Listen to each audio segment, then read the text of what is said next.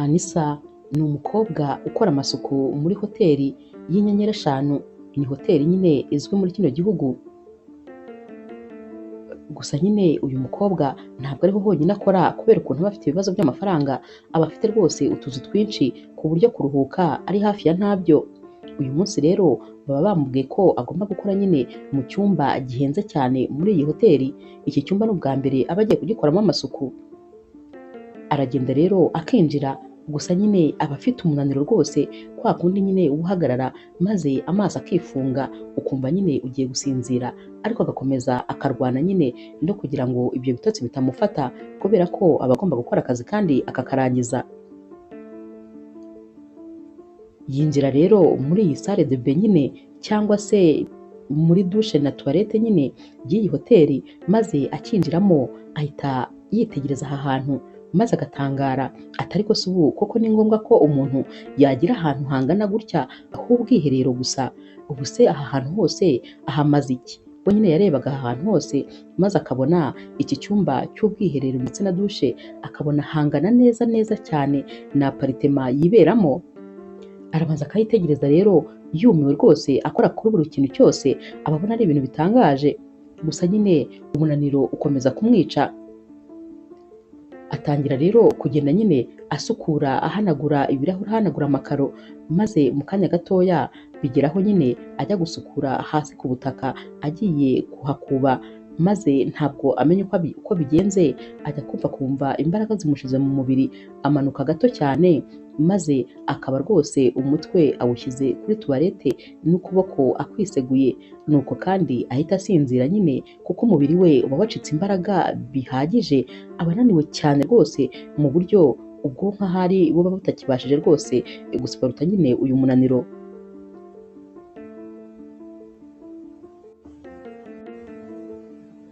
Nyuma rero y'iminota mike cyane, James niwe nyine nyiri iyi hoteli. Ni umusore w'umunyamafaranga rwose birumvikana. Uyu munsi rero aba yiriwe mu manama adashira, nawe umunaniro aba ari wose. Ataha atekereza ko ikintu cyonyine cyamufasha ari ugukaraba amazi ashyushye maze agahita aryama.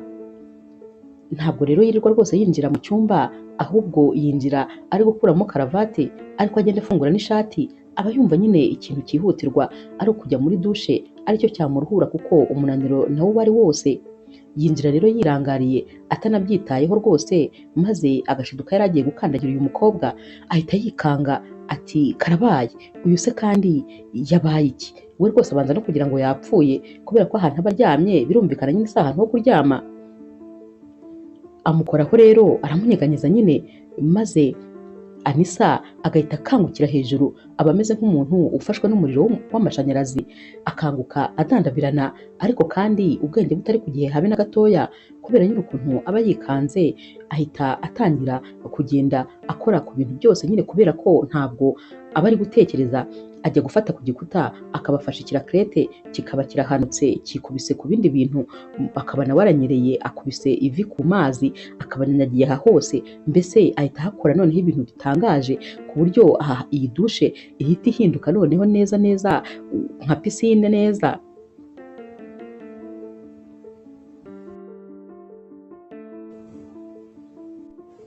Ahita abaza James rero ari no kwikora mu maso ati habaye iki? Naho James ati icyo kibazo njye nakabaye nkikubaza kubera yuko uri mu nzu yanjye, uri gukora iki mu cyumba cyanjye? Naho rero Anisa ahita noneho akanura neza, maze akitegereza neza, agahita abona ko nyine ari muri douche ndetse na toilette y'iyi hoteli y'iki cyumba nyine gihenze cyane. Ahita amenya yuko uyu musore ari we nyine uri kurara muri cya cyumba cyari cyamutangaje cyane. Ahita amanika amaboko ati gusa nyine nta kintu rwose nigeze niba.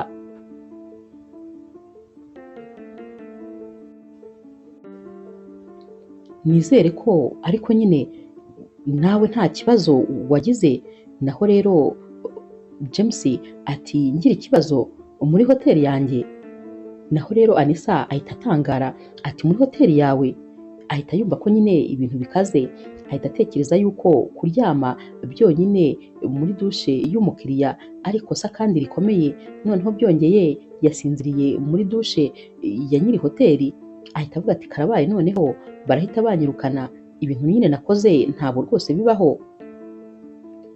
Ahita rero atangira kwisobanura nyine, gusa amagambo yo kwisobanura aba yayabuze, aba ari kuvuga adidimanga ati rwose mumbabarire ibyo mutekereza ntabwo ariko byagenze. Naho James ati byagenze bite nyine, ndifuza ubusobanuro buhagije, ndebera nawe ukuntu dushe yanjye wayigize, ahantu hose wahinduye umwanda gusa gusa, uzi ko wagira ngo hari nk'abantu baharwaniye.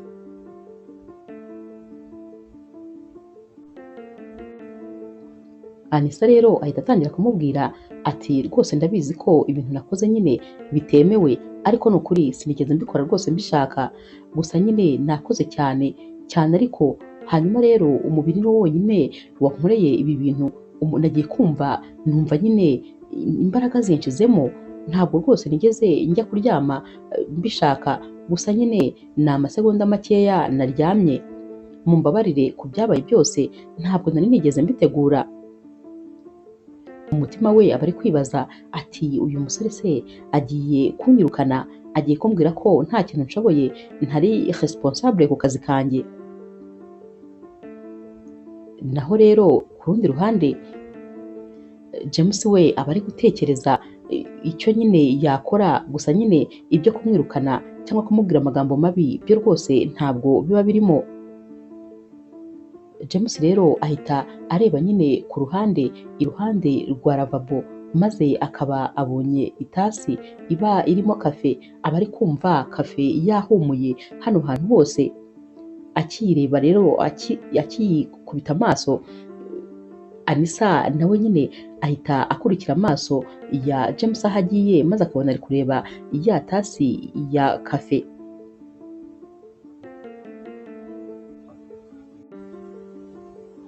Anisa rero ahita abwira James ati uramenye rwose iriya kawa ntuyinywe, kubera ko nubwo uri kumva ihumura, njye ndi kumva impumurira nabi cyane, kuko iriya kawa ikigaragara cyo bashobora kuba barayikaranze maze bakayishiririza, hanyuma rero kugira ngo bagire ibimenyetso bimwe na bimwe basibanganya bakayishyiramo isukari nyinshi cyane. Iriya kawa irimo isukari nyinshi ku buryo udashobora kuyimira. Naho rero James aseka ati hoya se nawe wikabye, none se birashoboka yuko wamenya ibibazo byose ikawa ifite wumvise impumuro yayo gusa? Naho rero Anisa ati cyane rwose. James rero kwihangana biranga, maze agafata ya tasi akayegereza ku mazuru. We ntabwo aba ari kumva rwose ibintu nyine Anisa yavuze, ahita rero asomaho kugira ngo yumve. Agisomaho ahita yicira, kuko byo rwose ibirimo isukari nyinshi cyane, bya bintu nyine Anisa yavuze biba ari ibya nyabyo, kandi we ntabwo aba yigeze ayisomaho. James rero arumirwa, maze agahita abwira Anisa ati hanyuma rero ndabona rwose ushobora kuba uri umuhanga cyane mu kumva ibintu byerekeranye n'ikawa, none rero ndifuza yuko twajyana muri aho bakorera ikawa ya hoteli yose, maze ukanyumvira ko nayo ifite ibibazo nk'iyi ngiyi. Akibivuga rero Anisa arikanga, akagira ubwoba, maze akumva umutima uguye mu nda neza neza, ahita atangira kumva ari gutitira mu nda, yibaza ukuntu agiye kujya kumva ikawa ya hoteli yose, n'ukuntu nyine ikorwa n'abantu babyize, ba bantu nyine barenze bazwi. Yibaza n'ukuntu agiye guhangana n'aba bantu yumva ikawa yabo, maze ubwoba bukamwica. Gusa nyine ataragira ikintu asubiza kugira ngo abyange cyangwa abyemere, James ahita amubwira ati mu minota 5 ubu nsanze nyine mu gikoni, ndifuza yuko umbwira niba ikawa yaho yo imeze neza cyane nta kibazo ifite.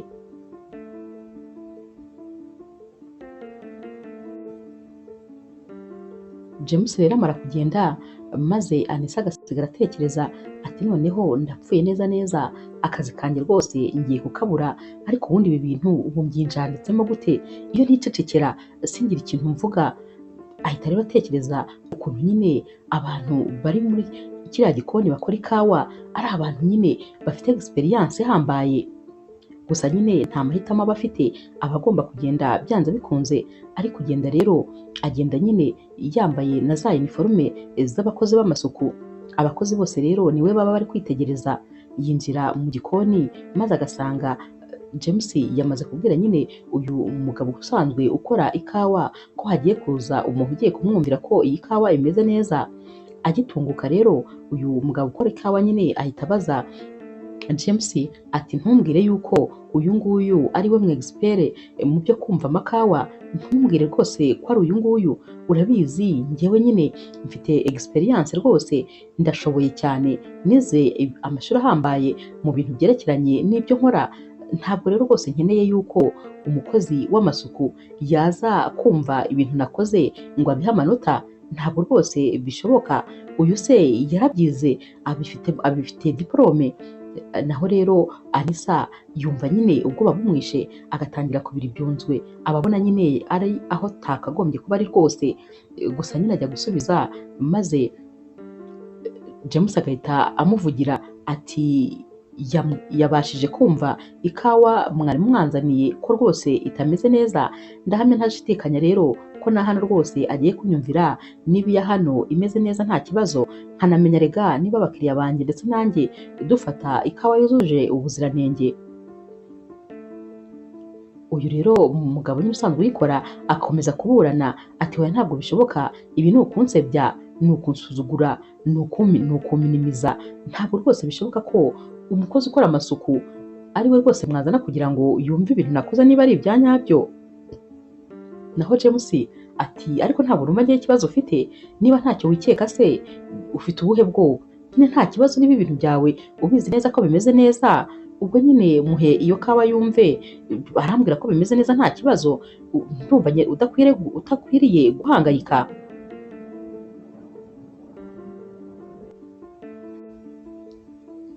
Uyu mugabo rero ahita atangira guhekenya amenyo kubera nyine umujinya aba afite. Gusa nyine nta yandi mahitamo aba afite, ahita afata ikawa maze agashyira mu itasi, ahereza nyine Anisa, ubona nyine atishimye atamureba, ubona yanamusuzuguye cyane. Agahita amubwira ati uramenye rwose ntugire icyo wangiza. Naho rero Anisa afata ya tasi, birumvikana n'ubwoba bwinshi aba ari gutitira. Iyi tasi rero ayegereza ku mazuru maze akihumuriza. Akihumuriza ahita yijima mu maso, maze agahita asoma kuri iyi kawa. Akiyisomaho rero ntamenya rwose aho bivuye, ahita agaragaza nk'aho rwose hari ikintu kitagenda.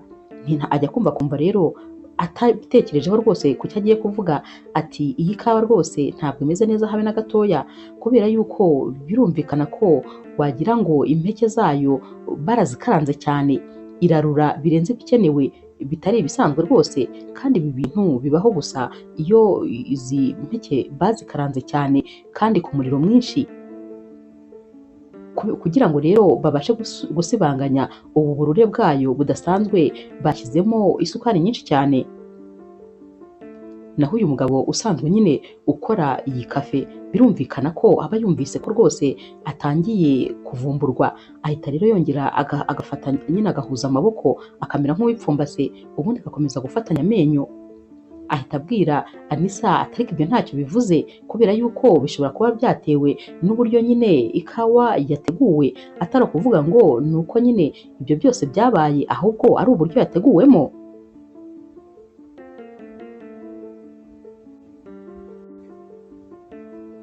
James rero ahita abwira Anisa ati ndifuza yuko baguha ubundi bwoko bw'indi kawa, nabwo nyine ukagerageza kumva.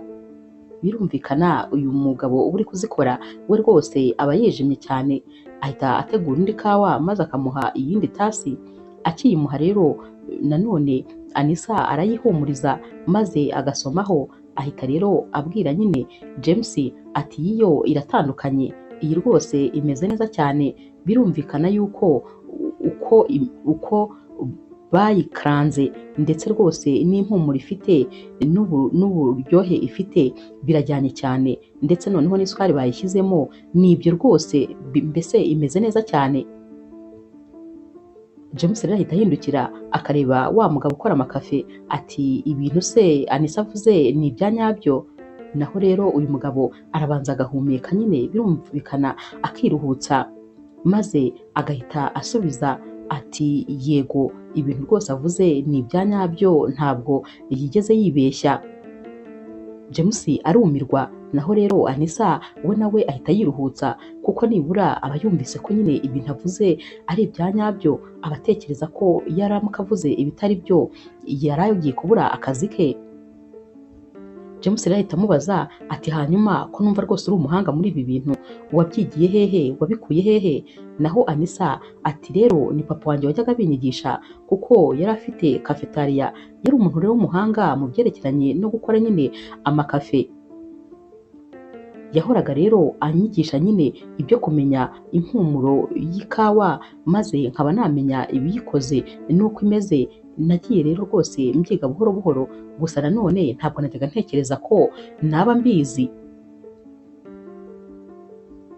James rero ahita amubwira ati nibyo rwose, burya iyo umuntu ari umuhanga mu kintu ntabwo aba abizi, abandi nibo babimenya, gusa nyine ibi bintu rwose ubifitemo impano.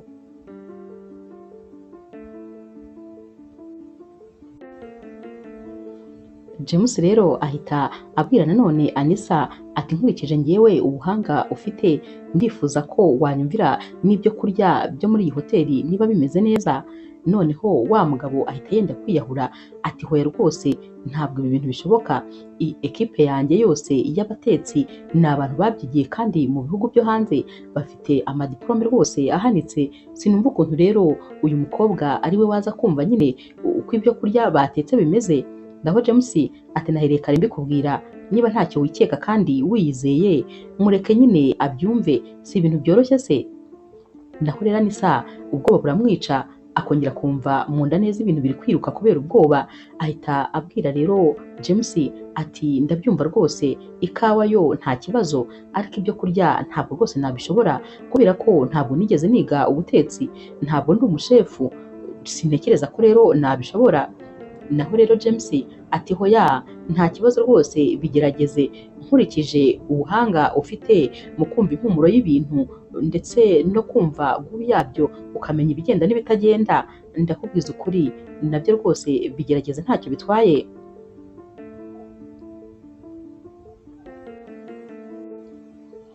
Bahita babwira rero umushefu umwe, maze nyine agahita amutegurira ibyo kurya muri ako kanya. Amutegurira rero inyama, imboga ndetse n'isosi, maze agahita abishyira ku isahani akabimuhereza. Akibimuhereza rero Anissa ahita akata ku nyama maze akaba arayiriye, arumva neza nyine kugira ngo yumve uburyohe bwayo, maze agahita avuga ati iyi nyama birumvikana ko rwose irimo ikintu cya acide cyinshi, ahari hari ikintu cyabaye maze bashyiramo indimu nyinshi kugira ngo nyine bakavaringe nk'ikosa ryari ryabaye. Muri ako kanya uyu mushefu ahita atangira kwitegereza uyu mukobwa. Naho rero James we rwose aba ari kumirwa ubuhanga uyu mukobwa afite, nyamara rwose batari bazi ko afite. Ahita noneho afata nyine ku mboga nazo akaba arazitamiye, arazirya akanya, maze agahita avuga ati izi mboga zo bazicaniriye cyane ku buryo rwose zahinduye uburyohe zakabaye zifite. Uyu mushefu ahita amubaza ati hanyuma ibyo byose uri kubibwirwa n'iki? Anissa ati ndi kubimenya kubera ko nyine mbiriyeho, iyo umuntu ariye ku bintu amenya nyine ikigenda n'ikitagenda. James we aba yumiwe ati ntabwo mbyumva rwose ukuntu dufite umukobwa w'umunyabwenge muri hoteli yacu, wakabaye utwumvira ibyo twakabaye dukora bizima tukabikorera abakiriya, nyamara tukaba tutari tubizi. Ibi rero bibabaza wa mushefu ndetse na wa wundi nyine ukuriye abatetsi bose, kubera yuko aba yumva batangiye gucika amazi, ndetse rwose uyu mukobwa ari kugenda barusha ijambo imbere ya bosi.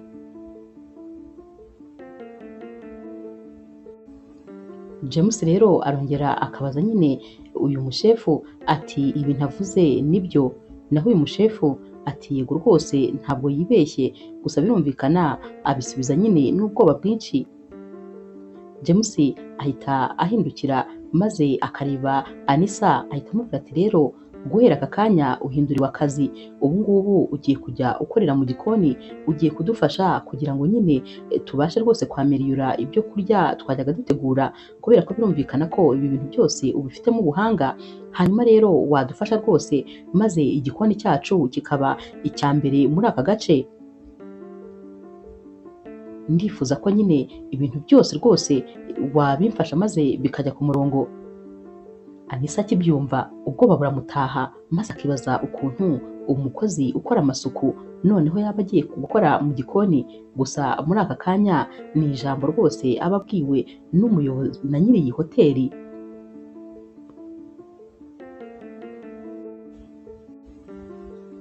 Anisa rero ahita amubwira ati ariko rwose ibyo bintu ntabwo byashoboka kubera yuko ntabwo ibi bintu nigeze mbyiga. Naho nyine wa mushefu nawe ati rwose bosi ntabwo byashoboka kubera ko uyu mukobwa nta bumenyi afite muri ibi bintu, ntabwo yigeze abyiga. Kuba yaba abashije nyine kumva ibintu bimwe na bimwe ntabwo bisobanuye ko ibintu byose abizi. Naho rero James ati arabizi cyane ahubwo kubera ko diplome ntabwo ari isobanura ko umuntu hari icyo azi. Ibintu azi bigaragarira mu bikorwa.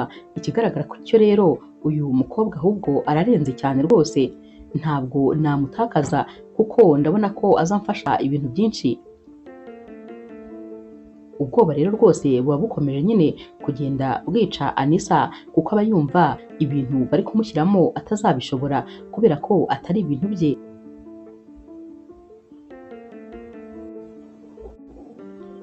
James rero ahita abwira Anisa ati ariko se wowe urumva koko wakwemera kuguma muri kariya kazi kawe kavunanye, nyamara rwose hari ibindi bintu uzi cyane kandi byaguteza imbere.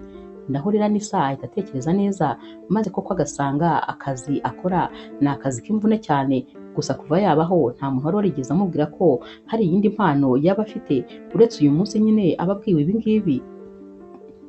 Akiri kubitekerezaho rero James ahita amubwira ati ahubwo uzi n'ikindi, ndifuza yuko wakumva kuri buri biryo byose bijya bitegurirwa muri iyi hoteli maze nyine ukambwira icyo bakwiye gukosora. Anisa rero arongera akagira ubwoba atari ko se noneho ibi bintu koko ndabivamo. Ndibaza impamvu ntabashije kwicecekera rwose bwa mbere. Gusa nyine nta muhitamo aba afite, bamujyana ku meza aba ariho amafunguro menshi cyane maze bakamubwira nyine yuko yagenda yafataho yose akumva ibitagenda maze akabwira nyiri iyi hoteli ibyo aba bashefu bakwiye gukosora. Naho rero wa mushefu atari ko rwose bosi uku ni ukudusuzugura kubera ko njye na ekipe yanjye turi abantu rwose b'indashyikirwa. Naho James ati iyo muza kuba abantu b'indashyikirwa ntabwo kano kanya tuba turi hano. Ibintu byose nyine biba bitunganye bimeze neza, impamvu turi hano nuko hari ibitagenda. Wa mushefu ahita aceceka maze nyine ukabona yuko rwose nta kintu cyo kuvuga kindi afite, ariko nanone ko ari kugenda atakaza agaciro ke muri kano kanya.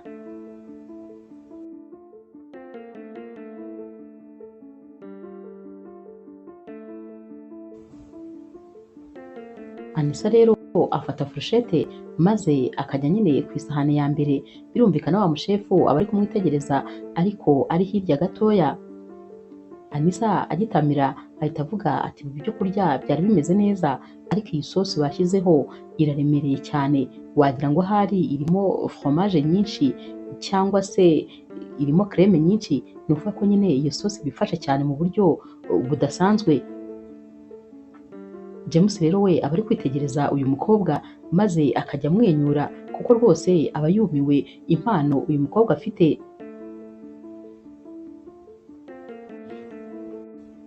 Ajya rero ku isahani ya kabiri maze naho yatamiraho ati nabyo n'ibi byari bimeze neza ariko nanone birimo umunyu mwinshi, haburaga ko rwose ibi byari kuba birimo nyine umunyu uringaniye.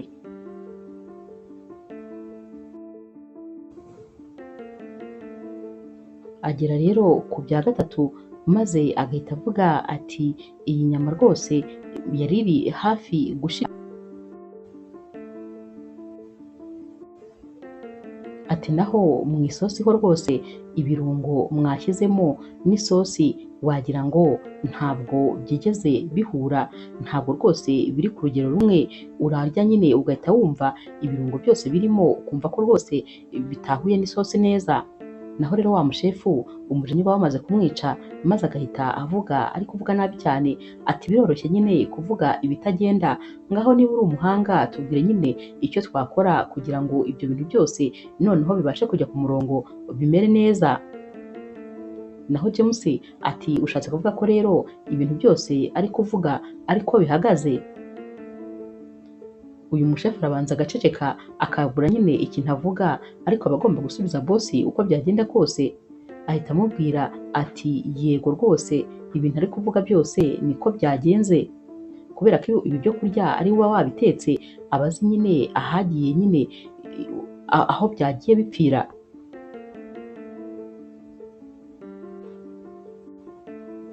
Anisa rero ahita yibaza ukuntu agiye kugira inama umushefu umurenzeho kandi akamugira inama mu bintu atize.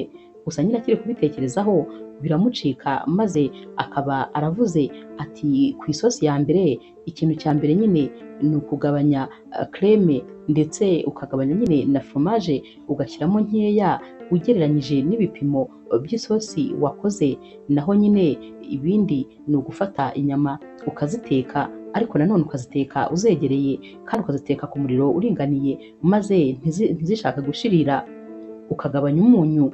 Ibyo byose byatuma rwose bigenda neza. Ikindi kandi biriya birungo ni byiza cyane kubiteka nyine ukabikarangaho akanya gato kugira ngo bye kuza kuba mu isosi, wabitandukanya n'iyi sosi. Wa mushefu rero aba nyine noneho yumiwe, aba ari kureba uyu mukobwa akamuburira nk'igisobanuro, aba ari kumureba akibaza niba uyu mukobwa yarabyigiye hehe kandi ari kuvuga ko ntabyo yize, kandi nyamara aba yumva afite ubumenyi ahubwo buhambaye.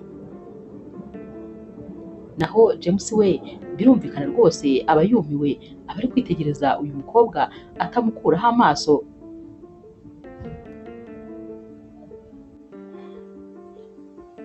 James rero ahita abwira Anisa ati amahirwe rwose ni kuri twebwe, tubonye umuntu udufasha gushyira ibintu neza ku murongo. Ibi rero birangiye Anisa ahita asubira mu rwambariro nyine rw'abakozi, maze akigerayo agasanga inkuru yabaye kimomo ko yari ari kujya yumva ibyo kurya byo muri iyi hoteli, maze akababwira nyine icyo gukosora.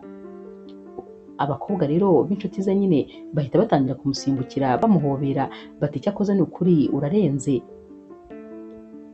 Naho rero Anisa ati kubera iki se? Baterega twabimenye ibintu byose byabaye ko nyine wari uri kubwira bari abashefu bo mu gikoni ibintu bakwiriye guhindura. Naho rero Anisa ati karabaye, noneho rwose ubanza izi ari izi nzozi mbi nibereyemo. Naho umwe muri bano bakobwa ati ngo nguki, ahubwo ni ibisubizo wifitiye, uratekereza kuba rwose uriya musore w'umukire cyane yaguhisemo, noneho tekereza nk'ukuntu uriya musore ari ipogari, urabibona ukuntu ari mwiza, abakobwa bose baba bifuza nibura ko yabasuhuza, naho wowe yafashe n'umwanya wo kuba ari kumwe nawe, noneho ikirenzeho anakubwira ko uri umuntu w'ingenzi kandi hari ibintu ushoboye, wowe ahubwo uri umunyamahirwe, ubu rwose guhera uyu munsi ntabwo ukiri ku rwego rwacu, ndakubwiza ukuri nawe mu minsi mikeya uraba wabaye umukire.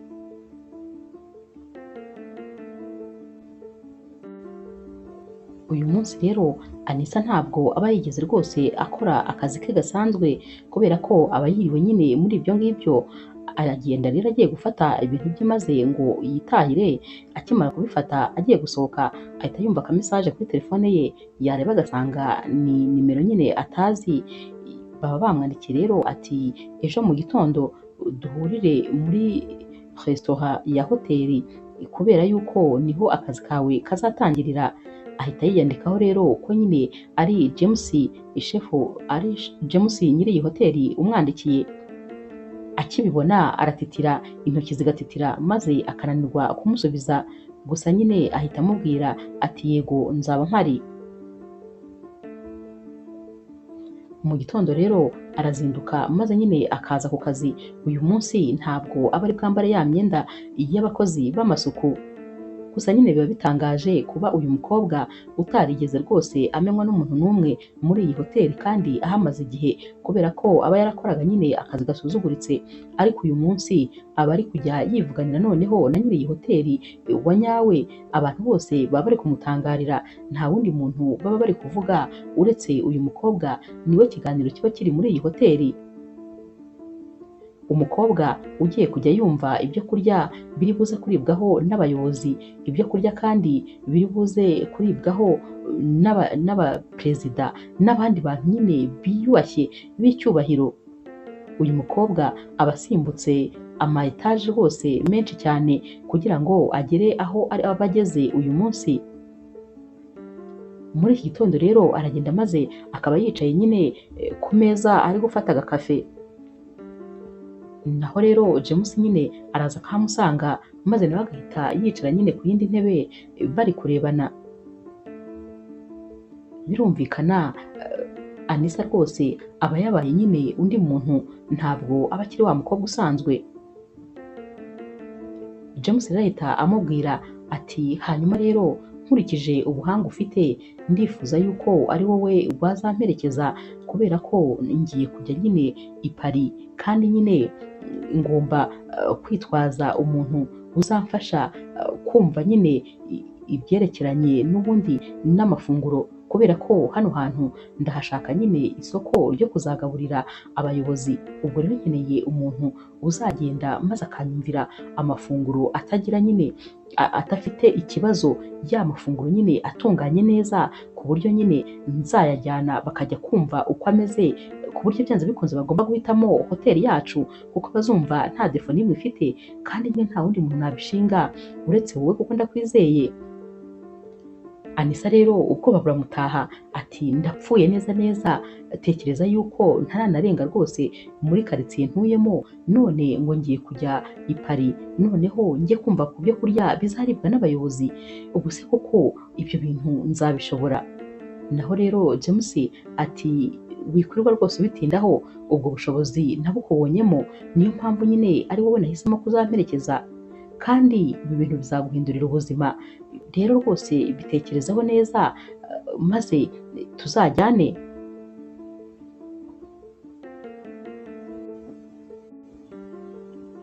Anisa rero atari ko se koko unyizeyemo iki?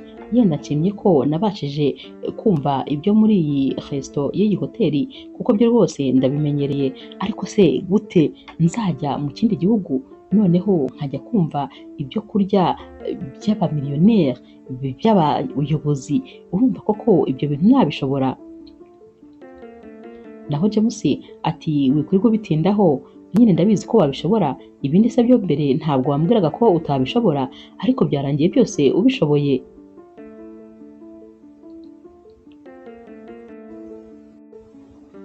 James rero ahita abwira Anisa ati ubu rero nibwo ahubwo ugiye kuba mu mwanya wawe wa nyawo, naho ibyo wari urimo ntabwo rwose wari uri mu mwanya wawe, wari uri mu bitari ibyawe, ibyawe ni ibi ngibi ugiye kujyamo. Anisa rero ahita amubaza ati hanyuma se ngomba nyine gukora iki? Naho rero James ati nta kindi uretse gutegura varize yawe kubera ko urugendo rwacu ruri mu minsi 2.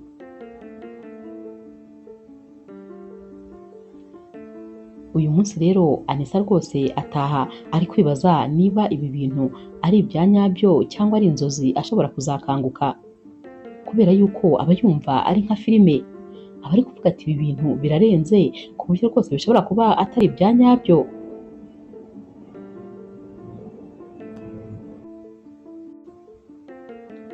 Ageze mu rugo rero atangira gukora varize ariko agasanga nta myenda rwose ikwiranye n'urugendo agiye kujyamo afite. Ahamagara rero umushuti we akamubwira atumva ibi bintu rwose ndi kwibaza niba ari ibya nyabyo cyangwa atari ibya nyabyo, noneho tekereza ko ndebye mu myenda yanjye yose ariko ngasanga nta myenda ikwiranye n'ikirori nzaba ngiyemo. Naho rero uyu mushuti we ahita amubwira atumva amahirwe ugize agirwa na bakeya, niyo mahirwe ubonye mu buzima bwawe, ntabwo rero ukwiye kuyitesha.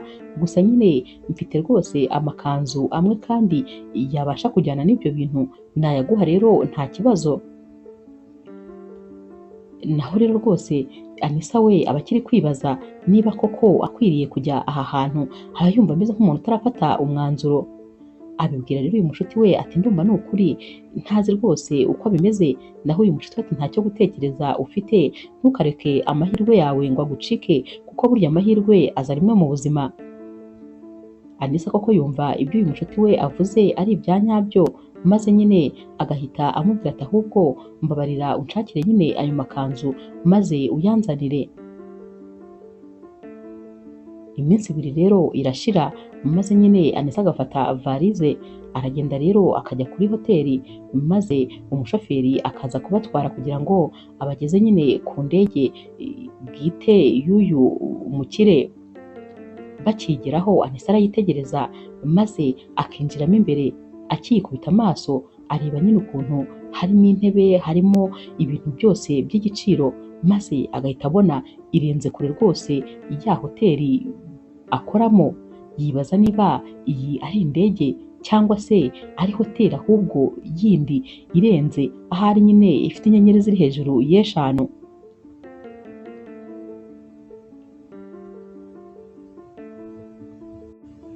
James rero areba ukuntu uyu mukobwa nyine ubona yibuze mu bitekerezo kubera ukuntu ari kwitegereza ibintu biri aha byose, ahita amubaza ati Anisa, kuri kureba cyane byagenze bite? Naho Anisa ati numiwe, none se ubu ngubu ni iyi ndege ugendamo buri gihe iyo ugiye?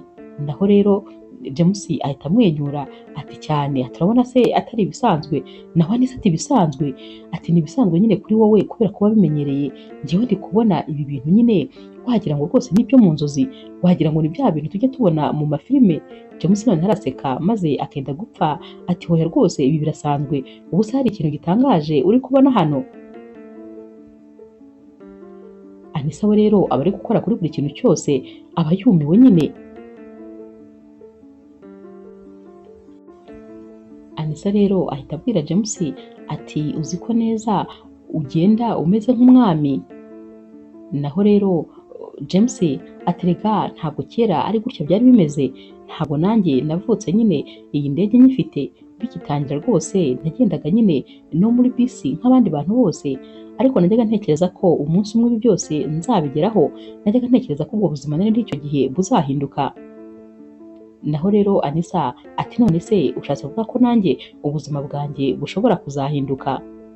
Naho James ati cyane rwose, kandi ahubwo bwatangiye guhinduka, nuko utari kubibona, ukwiye kubyemera nyine ko ubuzima bwawe bwatangiye guhinduka kandi bugahinduka buba bwiza. Anisa rero nta kintu asubiza, ahubwo atangira nyine kugenda arebera mu madirishya, agenda yirebera ikirere.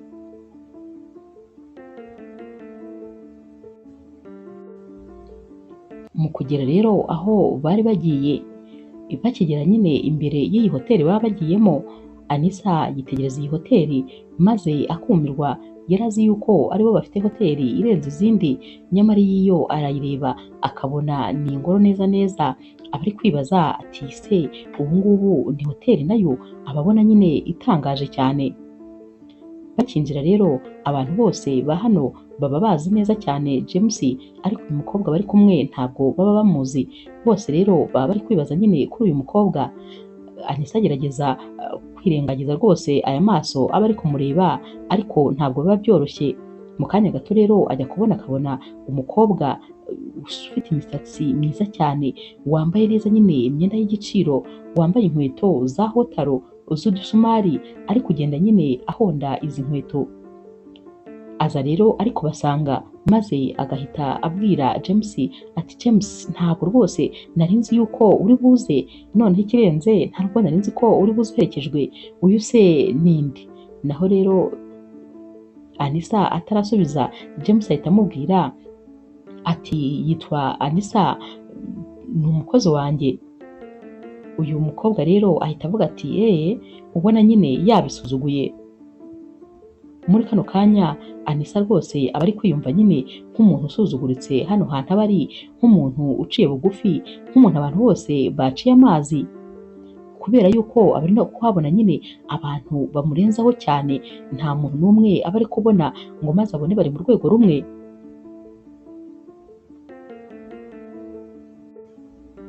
Uyu mukobwa rero ahita abwira James ati ariko ndifuza ko nyine twaza kubonana, mfite rwose ibintu byinshi nifuza ko twaganira, ku mugoroba twasangira. Ibi rero akibivuga, noneho Anisa aba yumva nyine ibintu byose biri kumurenga. Naho rero James ahita amusubiza ati ntabwo bishoboka kuko mfite gahunda nyinshi, mfite ibintu byinshi byo gukora, ntabwo rwose byashoboka. Uyu mukobwa rero ahita yitegereza nyine Anisa, nko gutekereza ko ahari ari we nyine uri gutuma James ataza ngo bavugane. Anisa rero yirebera hirya maze nyine akamwihorera. Uyu mukobwa ahita ahindukira maze akabwira James ati ko byagenda kose ntabwo turi buze kubura guhura.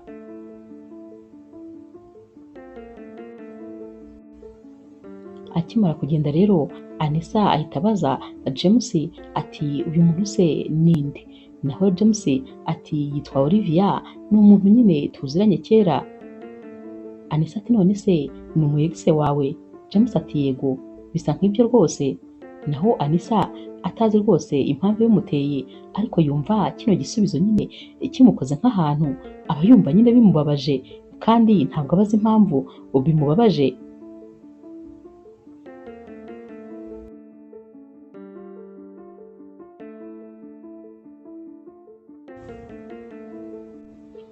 Umunsi rero nyirizina uragera maze nyine bakajya muri ibi birori.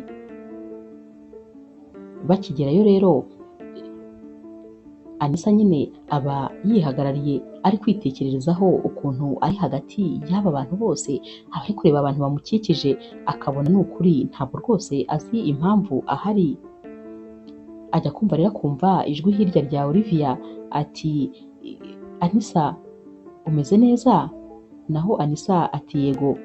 Ahita amubaza ati ndifuza rwose kumenya ukuntu nyine waba waramenyanye na James. Akibivuga Anisa ahita yumva ubwoba bumwishe, yumva nanone kandi umutima uri gutera cyane, yibaza ukuntu agiye kuvugisha ukuri, maze akavuga ko nyine yamusanze yasinziriye mu bwiherero, ndetse ko rwose hashize icyumweru kimwe gusa bamenyanye, ko muri iyo minsi yakoraga tuwarete, none ubu ngubu akaba ari hano nyine nk'umuntu uje kumwumvira ibyo bagomba kuzajya bategurira abakiriya. Akibitekerezaho ataramusubiza, James ahita afata ijambo maze akabwira Olivia ati uyu mukobwa rero ni umuhanga cyane rwose mu byerekeranye no kumva ibyo kurya ndetse rwose n'ibyo kunywa. Ubwo rero niyo mpamvu namubwiye ngo amperekeze, kubera ko ni umuhanga cyane muri ibyo bintu, ndifuza ko nyine abimfashamo hano. Naho Olivia ahita aseka nyine cya gitwenge cy'uburyarya ati ati ndumva ari byiza. Birumvikana nyine aba ari kugenda kuri Anisa cyane kubera ko aba atekereza ko ashobora kuba ari nawe kandi ukundana na James.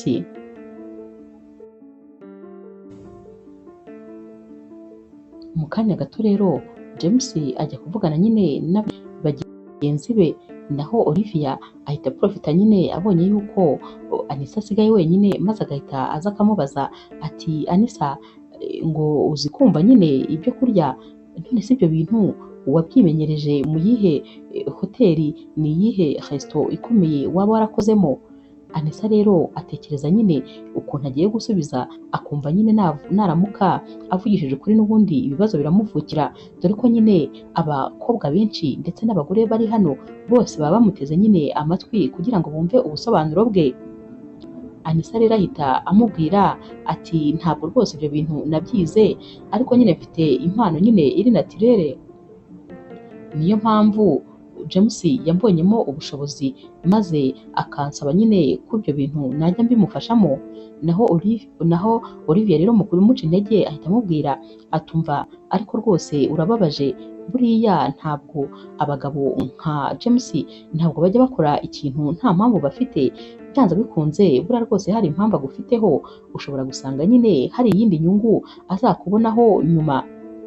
Naho rero Anisa atangira gutekereza kuri ibi bintu maze rwose akayoberwa icyo bari bashatse kumubwira, gusa nyine ababibona ko bamuciye amazi aha hantu bari bari, ahita rero yisohokera buhoro rwose atareba inyuma, maze agahita yigendera akajya mu cyumba cye aba ari kuraramo.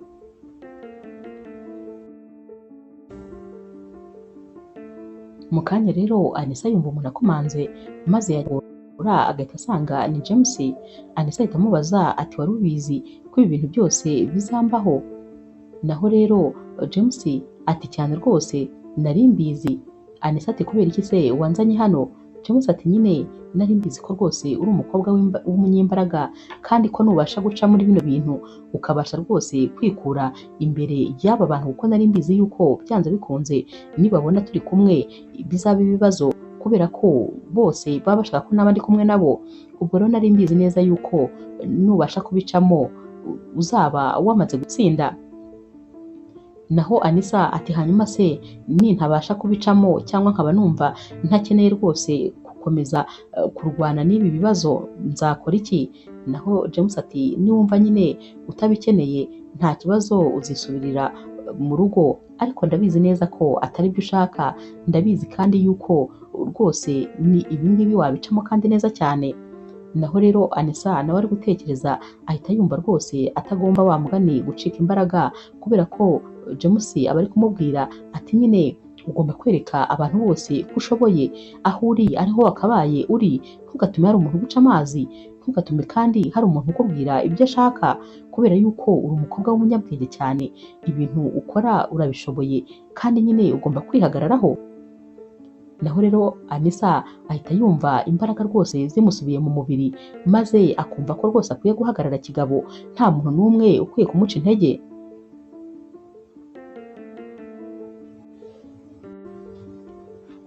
Umunsi wakurikiye rero n'ubundi Anisa arabyuka akitegura, kubera ko n'ubundi bya birori nyine biba bigikomeje.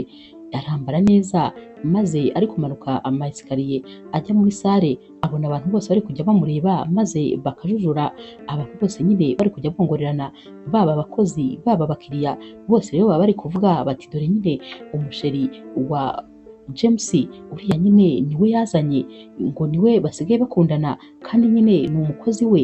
Uriya musore ubanza noneho kuri iyi nshuro yarabonye ahari umuntu bahuza, cyangwa se akaba nyine ari uburyo bwo kumukoresha kugira ngo nyine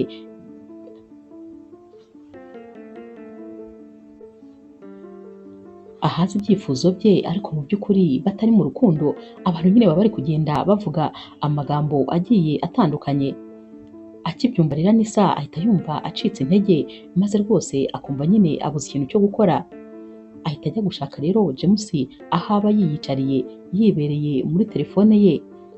Akihagera ahita asanga na James ari ayo makuru yonyine ari kwisomera nyine, kubera ko abantu bose nibyo baba bari kuvuga. Anisa ahita amubwira ati ni ukuri byakaze rwose, abantu bari kuvuga yuko wanzanye hano kugira ngo twigire mu rukundo njye nawe. Naho rero James aramwitegereza maze agaseka ati urumva se hari ikintu bigutwaye? Aterega nyine ibyo ni ibisanzwe, uyu munsi nyine bari kuvuga njye nawe, ariko humura mu minsi mike baraba babyibagiwe bavuge n'abandi. Anisa ati ariko ni ukuri njyewe ndumva rwose biri kuntera ubwoba, ubu se ni gute bari kwifata bakavuga ngo ndi umukunzi wawe? Naho rero James ahita amwitegereza maze akamufata mu biganza ati none se urabona ndi umusore mubi nyine ku buryo uramutse ubaye umukunzi wanjye waba usebye? Anisa rero ahita aceceka maze agatangira akamiragura nyine amacandwe kubera ukuntu aba afite nyine ubwoba.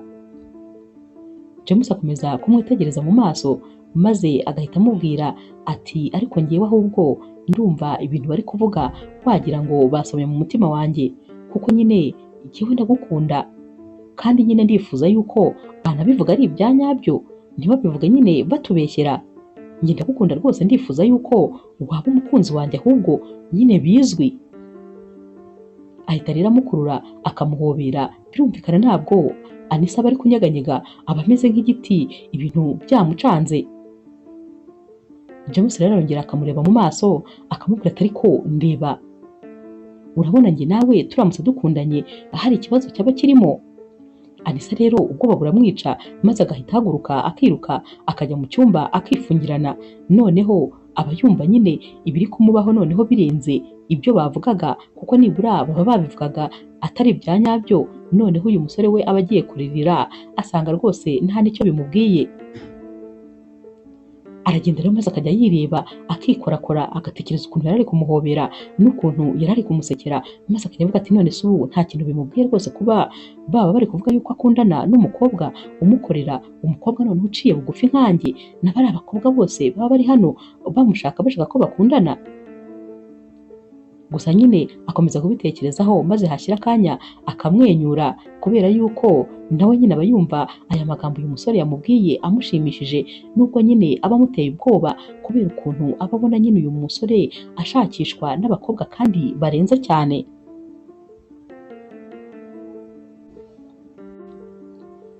Anisa rero aba akigera mu cyumba maze agafata telefone agahamagara wa mukobwa w'umushuti we, aramubwira ati noneho ntabwo wakumva ibyabaye, abantu bose bari kwihwiza ngo nkundana na James, singiye kubimubwira.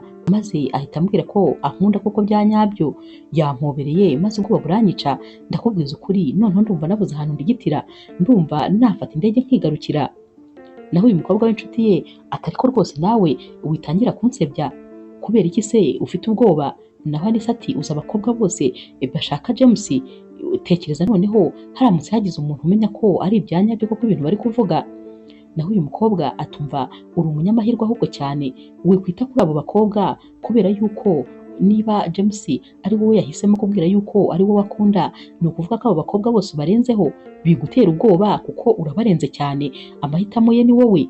Ikindi kandi wikwitesha amahirwe yawe, wikumva yuko uri umuntu uciriritse, ahubwo nyine igakwiha agaciro ufite. Uzi ko utazi ko nyine ubwo uri umukobwa urenze, urumva ko nawe urarenze. Wikomeza rero kwigira nkaho uri umuntu nyine usuzuguritse. Muri kano kanya rero Anisa ahita atekereza ku magambo umushuti we ari kumubwira, maze akumva rwose aramukomeje, yireba muri miruwari maze akavuga ati rwose ngomba nanjye kwihagararaho, nta mpamvu z'uko bakomeza kunsuzugura. Niba koko James ankunda kandi bya nyabyo, ngomba nanjye kwihagararaho kandi rwose nyine nanjye nkajya mbigendera. Ahita ayireba maze nanone akaba arasetse ati ariko rwose nanjye nzi kwihagararaho, bariya abantu bose bangana kuriya b'abakire bambaye imyenda ihenda kurusha umushahara mpembwa, nzabiyemeraho nte, nzabahagarara imbere nte? Akongera agahita yibwira ati ariko nibyo, niba nyine James yafashe umwanya wo kujya mu ruhande rwanjye, nta mpamvu zo kugira ubwoba. Akiri muri ibyo rero ahita nyine abona telefone imuhamagaye, James aba ari kumubwira ati ambara neza cyane bishoboka maze unsange muri sale, mfite inama n'abanyamakuru kandi nyine ndifuza yuko uri buze kubundi iruhande. Umutima noneho ujya wamuvamo, umutima urakubitagura akibaza ukuntu noneho agiye kujya imbere y'itangazamakuru, akumva noneho biramuyobeye. Gusa nyine nta mahitamo aba afite, ahita ashaka nyine ikanzu imubereye maze akayambara, akambara n'inkweto, arimakiya, akireba, agasokoza, mbese agasa neza cyane.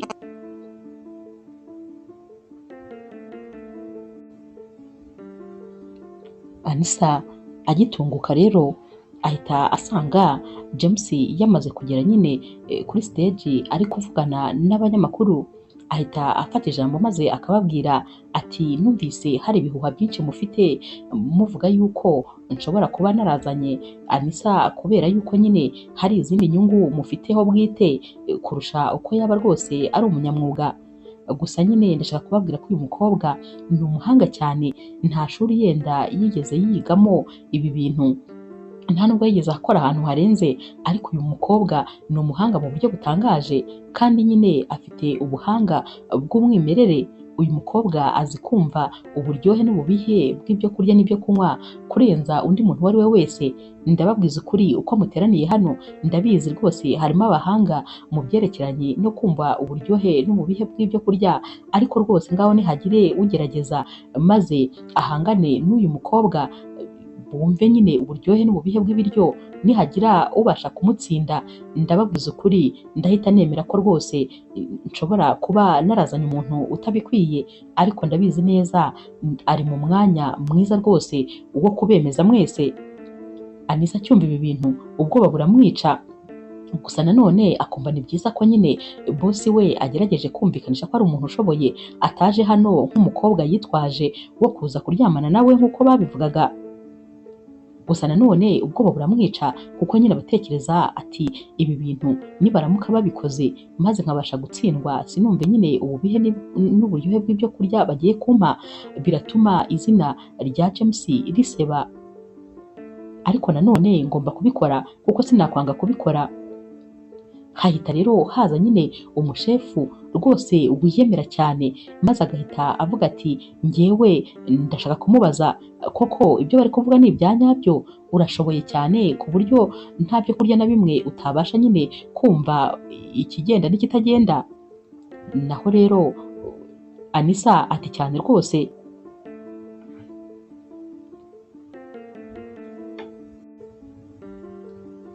Uyu mushefu rero ahita amubwira ati noneho ngiye kugutegurira amafunguro, uraza kujya umbwira ibigenda n'ibitagenda, uraza kujya umbwira nyine ibintu bigize ayo mafunguro. Birumvikana Anisa aba afite ubwoba bwinshi cyane, aba yumva mu nda hari kumurya, ashaka nko kujya kuri tuwarete kubera ukuntu nyine aba afite ubwoba, ariko yihagararaho maze akamubwira ati yego rwose nta kibazo. James rero ahita amureba maze akamwicira ijisho nyine nko kumubwira ati kuhaje, humura rwose uraza kubishobora ndabizi, wihangayika wigira ubwoba.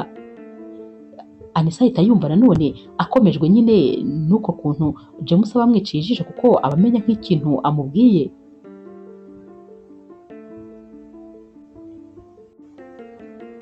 Amafunguro rero barayamuzanira maze agafata furushete atumira rero kuri aya mafunguro, maze nyine agahumiriza ari kumva nyine uko bimeze.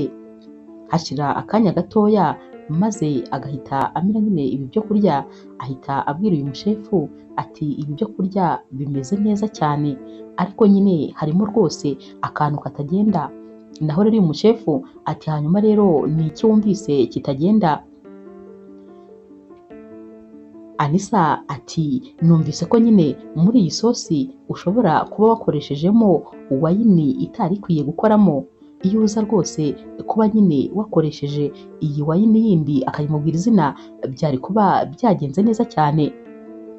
Uyu mushefu arumirwa, maze n'abantu bose baba bari hano nyine bari bategereje yuko Anisa atsindwa, bose nyine barumirwa bakibaza niba ibintu avuze ari ibya nyabyo cyangwa se ari kubeshya.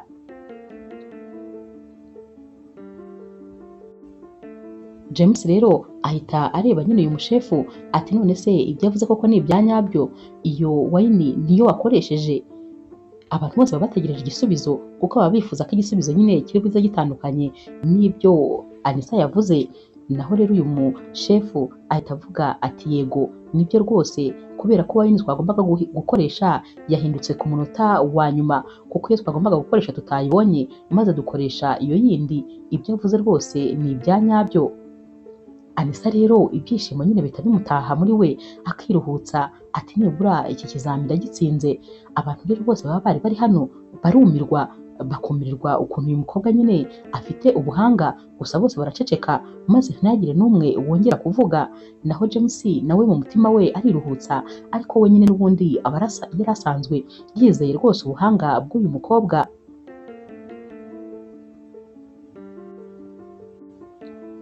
James rero ahita abwira nyine aba banyamakuru n'aba banyacyubahiro bose bari hano ati hanyuma rero murabibonye nyine ko ibyo navugaga ari ibya nyabyo rwose, uyu mukobwa arashoboye cyane.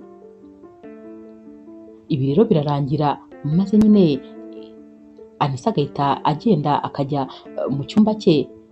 Ku mugoroba asohoka muri iki cyumba maze akajya ku kabariko k'imbere yacyo, akaba ari kwirebera nyine ukuntu Pari iba isa ari nijoro, aba ari kwirebera inyenyeri, areba amatara, areba nyine ukuntu hano hantu ari heza cyane. James rero arahamusanga maze agahita amubwira ati ni ukuri felicitasiyo rwose wanyemeje, njye gusa nari mbizi, mba mbizi rwose ko ibi bintu byose ubishoboye.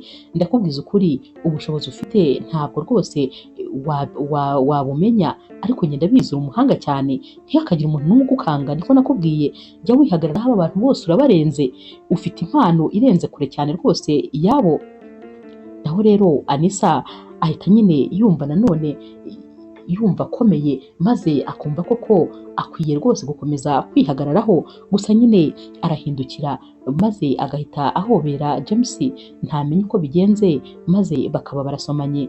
Ati wakoze cyane kandi nanone warakoze, kuko byose ni wowe watumye menya ko ndi umukobwa ufite impano, ni nawe kandi watumye n'ubundi mbasha kwihagararaho, kandi nanone warakoze guhagarara mu ruhande rwanjye ugakomeza kwerekana ko hari icyo nshoboye igihe ngewe nabaga numva nacitse intege.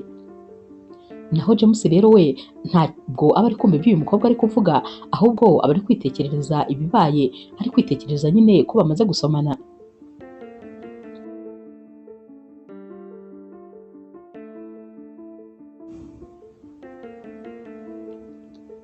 James rero arongera akitegereza mu maso Anisa maze agahita amubwira ati urakoze cyane. Aba yishimye ari no guseka rwose, maze agahita yigendera, aba yumva nta rindi jambo ryo kumubwira afite kuko ibiba bimaze kuba biba byamurenze. Anisa rero nawe asigara atekereza nyine ku bimaze kuba, gusa nyine nawe aba ari kubitekereza maze akajya yikora ku munwa akongera agaseka. Umunsi wakurikiye rero James aza kureba Anisa maze agahita amubwira ati hanyuma rero hari ikintu nyine nshaka kugusaba. Uyu munsi ku mugoroba nibwo rwose hari bube nyine hari ikirori kimeze nk'aho ari icya nyuma cyo kujya kwerekana nyine amafunguro araza kujya mu marushanwa y'amahoteli agiye atandukanye, maze nyine bahitemo hoteli imwe igomba nyine kuzategura ibi byo kurya nyine by'abayobozi ndetse n'abandi bantu biyubashye. Anisa ahita amubaza ati n'uyu munsi rero, ati hanyuma se biragenda bite? Naho James ahita amubwira ati ntabwo rero nkeneye gusa kuri buze kumva uko ibyo byo kurya bimeze, nkeneye ahubwo ko ari nawe uza kuza kubipresenta maze ukaza kugusobanurira abantu ibigize nyine iryo funguro uko ryateguwe, ibintu byose ukabibabwira. Naho rero Anisa ati none se ushatse kuvuga ko ari njye ndi buhagararire hoteli yacu mu mwanya wo kugira ngo abe ari umushefu wacu uyihagararira? Naho rero James ati yego, ndashaka ko rwose nyuma yo kuza kumva uko bimeze ari nawe uza kuza kuduhagararira kuko ndabizi ko wabikora neza cyane kurenza abandi bantu bose. Birumvikana kano ko ntabwo kari akazi ke, kuko we icyo yagombaga gukora cyari ukuza kumva nyine niba amafunguro umushefu ari buze gupresenta ameze neza, maze akabibwira shefu ko nta kibazo, shefu akaza kuba ari buza kuza kujya gusobanura uko yabiteguye n'ibiki byose. Gusa kuri aka kanya James uwizeraga cyane Anisa kurenza abandi bantu bose amubwira ko yifuza ko ari nawe uza kuza gukora aka kazi. Birumvikana Anisa ntabwo aba atekanye, abatekereza ukuntu aza kujya imbere y'aba banyacyubahiro, abantu bakomeye, akaba ari guhangana n'abashefu bakomeye mu isi yose, ari gusobanura ibi byo kurya kandi nyamara batarigeze abyiga. Ariko James ahita amubwira ati ndabizi cyane rwose kuri buze kubinyuramo neza, kandi numara kubinyuramo neza ubwo nyine uraza kuba ucecekesheje iminwa y'abantu bose bavugavuga ku yindi nshuro, uraza kuba wigaragaje. Anisa abitekerezaho maze koko akumva akwiriye gucecekesha iminwa y'abantu bari hano ukuntu baba bavugavuga. Ahita rero abimwemerera ati nta kibazo rwose ndaza kubikora, gusa nyine nibitagenda uko twabiteguye ubwo uraza kunyihanganira. James ati humura nta kibazo rwose, ariko ndakwizeye, urabizi nkubonamo imbaraga zirenze uko wowe ubitekereza. Iki kintu rero kirongera kigakomeza nanone Anisa uko yumvaga uyu musore amubwira ko rwose ari umuntu udasanzwe, byamusubizagamo imbaraga ku buryo yahitaga noneho agira imbaraga zo gukora ibintu yari yananiwe gukora.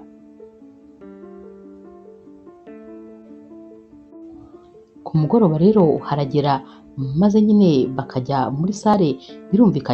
Birumvikana haba hateraniye rwose abantu nyine batandukanye, harimo abashefu babigize umwuga, harimo kandi abakire nyine baba rwose bo muri kino gihugu bifuza nyine kuzamenya ari iyihe hoteli igomba kuzajya ibaha amafunguro, byaba igihe bagize inama cyangwa se byaba nyine igihe hari ibirori runaka kandi bikomeye.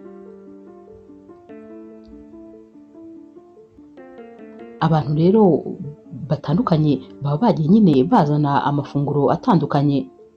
Birumvikana Anisa nyine agerwaho maze ifunguro ryabo agatangira kurisobanura ibirigize uko rimeze, ibintu byose nyine akabivuga. Bazana rero umushefu ukomeye cyane maze nyine akaza kumva iby'iri funguro niba ari ibya nyabyo. Araza rero maze nyine agafata kuri iri funguro aryaho, maze agahita azunguza umutwe wemeza nyine ati yego rwose ibintu bimeze neza. Gusa akimara gufata amafunguro kuri iri funguro ahita abwira nyine Anisa ati bimeze neza cyane ariko hari akabazo gato nifuza kukubaza. Anisa ubwoba buramwica ati noneho ndapfuye. Ati nta kibazo nyine mbaza mu kwihagararaho, maze uyu mushefu agahita amubaza ati iri funguro wateguye uramutse nyine ushaka kurihindura wabigenza ute? Anisa rwose ahita amubwira nk'umuntu uri kudoda, amubwira vuba vuba rwose ibintu ubona wagira ngo arabizi neza cyane. Ati ndamutse nshatse kurihindurira uburyohe noneho nashyiramo ibi bintu ibi n'ibi n'ibi. Akibivuga uyu mushefu ahita avuga ati cyane rwose uri umuhanga, urarenze, cyakoze ndakubwiza ukuri urantangaje rwose, mu bantu bose twahuye uyu munsi ni wowe muntu wa mbere utangaje. Anisa rero ahita yumva nyine yishimye kubera yuko abatsinze igitego abacecekesheje abantu bose koko nk'uko James yari yabimubwiye. Naho rero James we ibyishimo biba ari byose, aba ari guseka anezerewe, ari guserebura nyine abona ibi bintu rwose birenze. Bava hano maze James agahita amubwira atumva nkubwire ibintu byose wakoze dukwiriye kubiserebura, dukwiriye nyine gufata ka champagne rwose tugaserebura. Naho Anisa atumva nari mfite ubwoba ntabwo ushobora kubyumva, noneho ukuntu ikibazo yambajije cya nyuma atari ibintu nari nateguye. James ati ntabwo wowe ugomba gutegura kugira ngo rwose ubashe nyine gucecekesha abantu, kubera ko ibyo ni ubuhanga wifitemo, ntukirirwe rwose unabitekerezaho kabiri. Uri umuhanga cyane muri biriya bintu, hariya wari uri mu mwanya wawe ku buryo ndabizi neza ko nta n'umuntu n'umwe wafungura udushumi tw'inkweto zawe mu byerekeranye no kumva ibyerekeranye n'uburyohe n'ububihe bw'ibiryo. Anisa rero yiruhutsa nyine ubona wagira ngo ntaremera ko iki gitego rwose bamaze kugitsinda. James ahita amubwira ati urakoze cyane, urongeye kandi utumye hoteli yanjye iza mu za mbere. Ndakubwiza ukuri ubu niyo igiye kwandikwa mu binyamakuru ko ari yo hoteli irenze cyane. Ikindi kandi iki kiraka rwose twarangije kukibona cyo kuzajya ari twe dutekera abantu bakomeye cyane. Ikindi abantu bose bazajya baza mu gihugu cyacu nta handi bazajya barara, nta n'ahandi bazajya barya uretse muri hoteli yanjye. Ntabwo wakumva akazi rwose unkoreye. Arongera rero agahita amuhobera atumva ni ukuri ndakwishimiye cyane kandi wumve ko uri umuntu w'ingenzi kuri njyewe, haba mu marangamutima ndetse haba no mu kazi, mbese uri byose kuri njye. Anisa rero araseka nyine kubera ko aba yumva atangiye kuba rwose umukobwa udasanzwe koko, nawe aba atangiye kubyiyumvamo.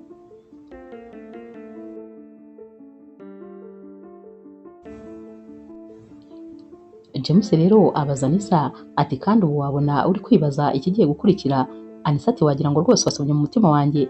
Naho James ati nta kindi nyine kigiye gukurikira uretse ko uzaguma iruhande rwanjye.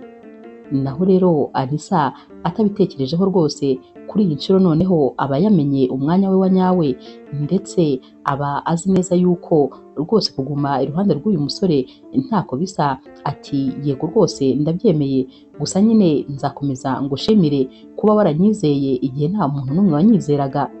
James ati hoya, ntabwo byabaye kukwizera ahubwo nuko wanyeretse yuko ushoboye. Anisa rero ahita amubwira ati biratangaje ukuntu naje muri Paris ndi umukozi, ndi umuntu ukora amasuku, none nkaba uyu munsi ndi umukobwa rwose w'icyubahiro abantu bose batangarira, umukobwa uri kuvugwa mu binyamakuru, umukobwa kandi uri iruhande rw'umusore wifuzwa na buri mukobwa wese kuri iyi si. Naho rero James ahita aseka ati birumvikana nyine niba nifuzwa na buri musore wese na buri mukobwa wese, ariko nyine nta wundi unkwiye uretse wowe. Abo banyifuza nyine n'icyifuzo ariko ntibankwiye, ni wowe wenyine unkwiye kandi umutima wanjye ni wowe wenyine uwufite. Anisa rero yongera kumva nyine ko rwose ari ibyishimo kuri we kuba yaraje muri uru rugendo, ndetse no kuba aka kanya ari kumwe na James.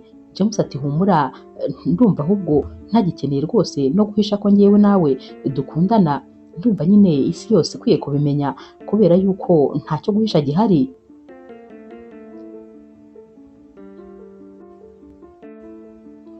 Mbere rero yuko rwose bava Paris maze bagasubira nyine mu gihugu cyabo, James atumira abanyamakuru akababwira ko nyine hari ikintu agomba kubabwira.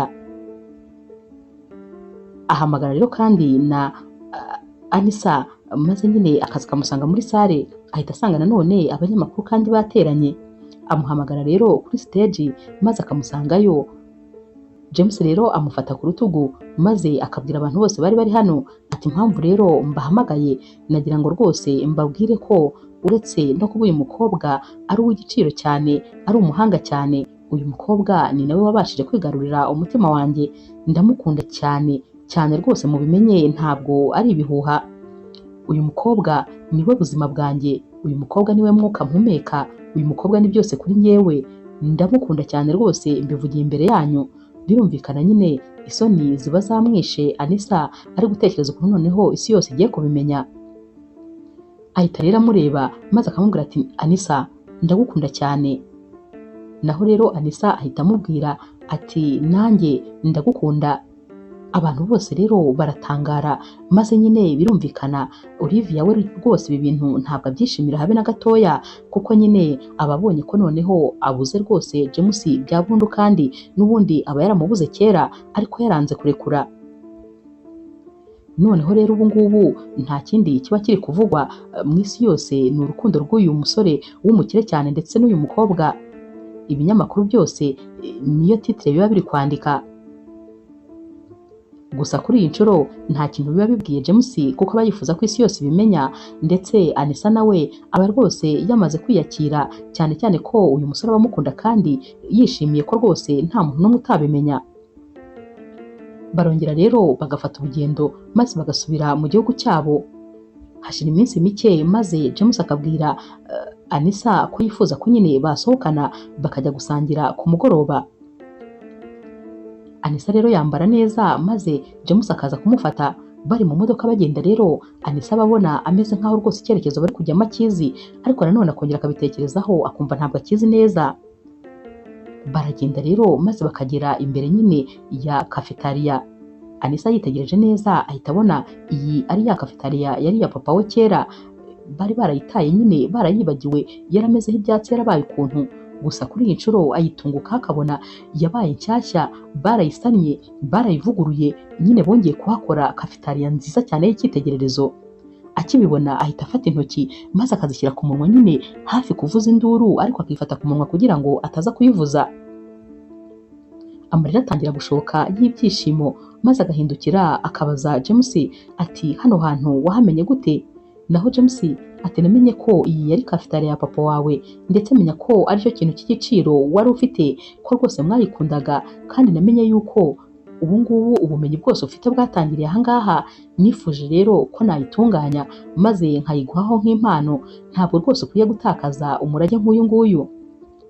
Anisa rero biramurenga maze agahobera James ati James ndagukunda cyane kandi nzahora ngukunda, wumve ko ikintu unkoreye ari ikintu gitangaje, wumve ko iyi mpano ariyo mpano ya mbere mbonye nziza kuri iyi si. James rero nawe biramushimisha ko umukunzi we nyine nawe aba anezerewe. James ahita amubwira ati ni ukuri ukwiye ibyiza, ndetse rwose ukwiye ibirenze ibi. Gusa nyine ndagira ngo nkubwire ko njyewe nakubonyemo impano guhera wa munsi wa mbere nkubona. Tekereza ko nkigukubita amaso numvise nyine niyumvise ukuntu kudasanzwe. Wa munsi nasangaga uryamye nyine muri dushe yanjye. Naho rero Anisa uba uri no kurira kubera ibyishimo ahita aseka ati ariko rwose nawe icyo kintu nicyo wakabaye warafasheho urwibutso. Naho James nawe aseka ati cyane nyine, kubera yuko nta cyahindura ko aricyo cyaduhuje, ari naho twahuriye.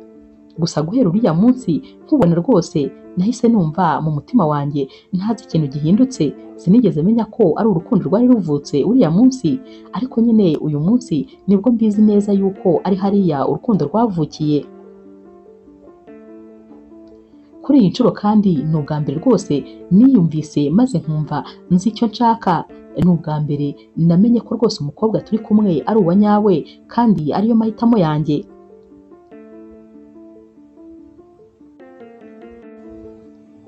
James rero ahita ashyira ivi hasi maze akazana impeta, ahita abwira nyine Anisa ati wakwemera se ko dufatanya uru rugendo rw'ubuzima? Naho Anisa nta kubitekerezaho rwose aba afite ati ndabyemeye rwose inshuro 1000. James ahita ahaguruka maze agahoberana n'uyu mukobwa. Ibyishimo rero biba ari byose, ahita amubwira yuko n'ubukwe bwabo bagomba kuzabukorera hano nyine iruhande rw'iyi cafetaria. Batangira rero gutegura ubukwe bwabo, maze ku munsi w'ubukwe bwabo umuntu uba ugomba rwose gutegura amafunguro yabo aba ari wa mushefu n'ubundi wahoraga afitanye ibibazo na Anisa, kubera ko kuri iyi nshuro aba yaramenye ko rwose Anisa nyine ari umuhanga ndetse rwose n'impano ye yarayemeye. Naho rero wa mushuti wa Anisa niwe nyine umubera umufiye d'honneur. Anisa rero rwose ibyishimo nyine biba ari byose, nta wundi muntu isi biri kuvuga uretse uyu mukobwa w'umuhanga cyane kandi akaba ari umuhanga mu bintu atigeze yiga. Ubukwe bwabo rero burangiye, James abwira Anisa ati ndagukunda kandi nzaba iruhande rwawe, uko byagenda kose nzaba ndi mu ruhande rwawe, nzaba ngushyigikiye. Naho Anisa ati nanjye ndagukunda cyane kubera ko ari wowe muntu wa mbere watumye rwose menya ko ndi umuntu w'igiciro. Barahoberana rero maze rwose ibyishimo nyine bikaba ari byose. Inkuru yacu y'urukundo naho tuyisoreje. Mwakoze kuyikurikira. Niba ukunda inkuru z'urukundo zica kuri Zasha TV, ntukagende udakoze subscribe, like, share na comment. Ni inkunga ikomeye kuri twebwe. Ndabakunda cyane rero nk'ibisanzwe.